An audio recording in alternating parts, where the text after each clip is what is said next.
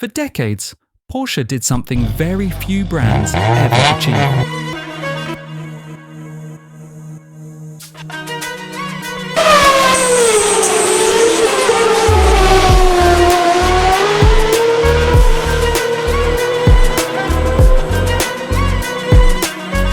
They convinced people that a car wasn't just a machine, it was an identity.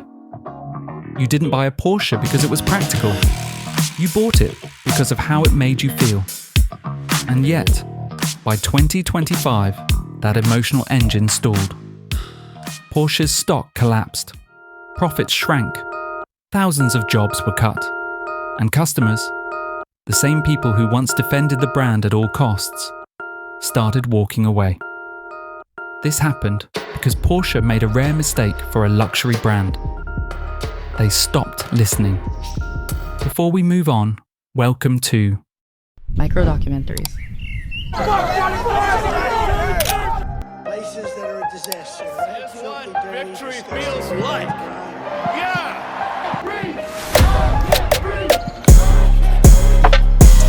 Money wins. To understand Porsche's decisions, you have to look beyond Porsche itself. By the late 2010s, the automotive industry was under immense pressure. Governments were tightening emissions regulations.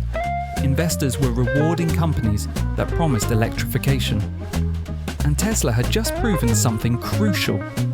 Electric vehicles could be profitable. For legacy manufacturers, standing still was no longer an option. Porsche, however, didn't operate in isolation.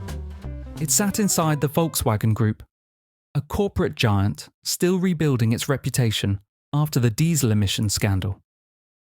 Volkswagen needed a future-facing narrative, and electrification became the centerpiece of that recovery.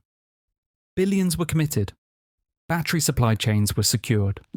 Entire platforms were redesigned around electric drivetrains. Within this strategy, Porsche had a special role. It wasn't meant to be just another EV brand.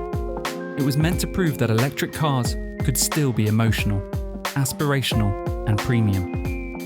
That expectation shaped everything. When Porsche unveiled the Taycan, it wasn't framed as a compromise. It was positioned as evolution, faster acceleration, advanced charging, cutting-edge engineering. On paper, it was extraordinary. Leadership didn't see electrification as a risk. They saw it as inevitable. And inevitability breeds confidence, sometimes too much of it. 2024 was indeed intense, challenging, but also a successful year. We introduced 5 of 6 model lines new in the market. We achieved record sales in 4 of our 5 regions of the world. Net cash flow on the same level as 23, our record year. And so some figures in profit of 6.8 billion euros with a profit margin of 18%. And looking back to the last year, I think main effects we had a very positive... Initially, Porsche's plan appeared to work. The Taycan sold well out of the gate. Reviews praised its performance. Early adopters were enthusiastic. Production scaled up. Financially, Porsche looked healthy. Margins remained strong. Deliveries grew. Investor confidence peaked during the company's IPO in 2022, one of the largest in Europe. From the outside, this looked like validation. But beneath the surface, the strategy had a fragile foundation. Even at its peak, the Taycan represented a relatively small portion of Porsche's total volume. The rest of the electric lineup was limited, while overall vehicle sales continued to grow. That meant expectations were becoming concentrated on a single model. And that's when the warning signs appeared. Taycan sales stopped accelerating. Then they declined. At the same time, Porsche's combustion models, the 911, the Cayenne, the Macan, remained strong. This divergence mattered. It wasn't just a market slowdown. It was a signal that Porsche's customers were making a distinction the company hadn't fully acknowledged. Internally, the response was cautious optimism. EV adoption takes time. Markets fluctuate. demand will return. But customers weren't hesitating because the cars were electric.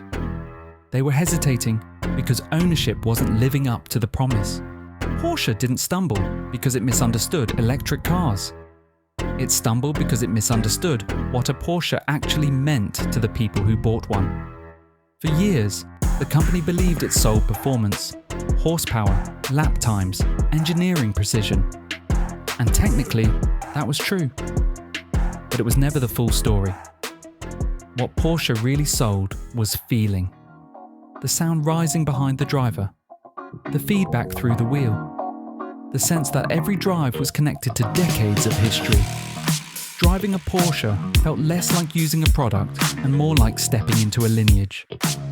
When Porsche pushed aggressively into electrification, leadership presented it as a clean evolution.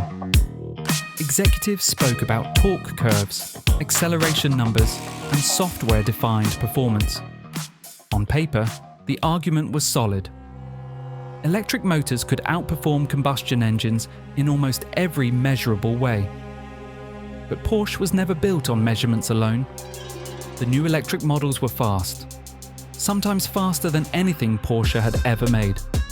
Reviews praised the engineering, yet something kept surfacing in owner feedback and enthusiast conversations. The experience felt impressive, but unfamiliar. Internally, Porsche assumed loyalty would carry customers across the gap, that people who trusted the badge would follow the brand, just as they had before. From air-cooled to water-cooled engines, from manuals to automatics. This time, they didn't. Tesla didn't face this problem because it never had to translate a past. It created a new relationship with driving from the beginning. Compete. Why do you laugh? Have you seen that car?